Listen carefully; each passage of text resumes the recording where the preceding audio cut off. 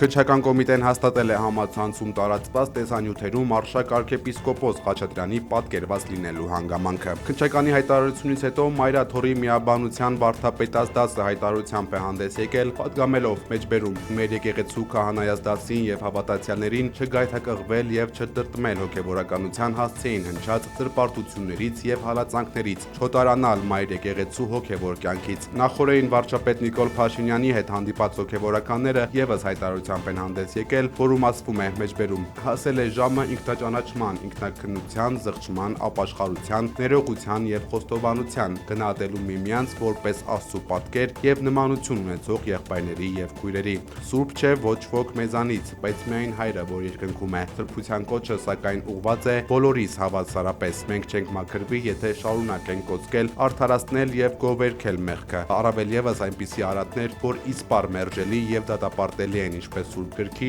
այնպես էլ եկեղեցական կանոնների տեսանկյունից։ Մենք կմաքրվենք, եթե մերժելով մերժենք մեղքն ու դրա ամեն դրսևորում։ Մեղքի հանդեպ երբեմն մեր կողմից դրսևորվող անտարբերությունը ավելի մեծ մեղքերի առիթ կարող է դառնալ, մանավանդ երբ պատասխանատվություն ունենք հովելու եւ առաջնորդելու, ասված է հայտարարությունում։ Գյումրիի համայնքապետ Վարդան Ղուկասյանի առողջական վիճակը ԱԾՄ մեկուսարանում կրկին վատացել է, ահազանգել է Վարդան Ղուկասյանի փաստաբան Զարուհի Փոստանջյանը։ ԱԾ աշխատակիցները թույլ չեն տվել փաստաբանին տեսակցել Վարդան Ղուկասյանին, պատճառաբանելով, թե պայմաններ չունեն։ Փոստանջյանը կասկածներ ունի, որ Վարդան Ղուկասյանի խուծ ուրիշ մեղադրյալներ եւս կան, որոնք կարող են վնասել իր պաշտպանյալին։ Հայաստանի եւ Թուրքիայի հարաբերությունների կարգավորման գործընթացի հատուկ ներկայացուցիչների հանդիպումների ընթացքում ձեռք բերված պայմանավորվածությունների համաձայն նոյեմբերի 28-ին երկու երկրների համապատասխան գերատեսչությունների ներկայացուցիչները հանդիպել են Հայաստան-Թուրքիա սահմանի Ախուրիկ Աքիաքա անցակետում եւ Հայաստանի Գյումրի քաղաքում։ Հայաստանի արտաքին գործերի նախարարությունից հայտնել են, որ հանդիպմանը անցկացվել է Գյումրի-Կարս երկաթգծի վերականգնման եւ շահագործման ուղղված տեխնիկական քննարկումների երկրորդ փուլը։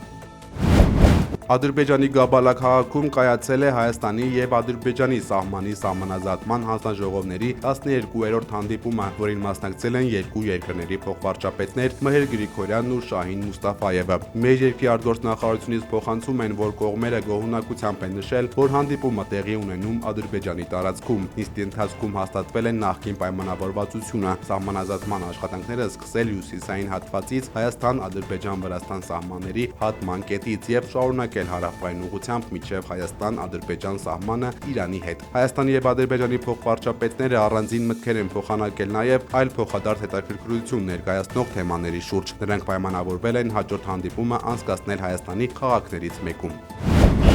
Թբիլիսիում ընդդիմությունը նորից ակցիա է արել, հազարավոր մարդիկ ԵՄ-դրոշներով դուրս են եկել փողոցներ։ Ընդդիմության կողմնակիցները երթ են կազմակերպել կառավարության կողմից Եվրամիությանը անդամակցության բանակցությունները մինչև 2028 թվականը կասեցնելու որոշման տարելիցի կապակցությամբ։ Ակցիան խորհրդանշական բնույթ է կրում, քանի որ ուղիղ մեկ տարի առաջ այսօրը Վրաստանի իշխանությունները իդեմս վարչապետ Կոբախիձեի հայտարարեցին եվրաինտեգրման գործընթացը սառեցնելու մասին։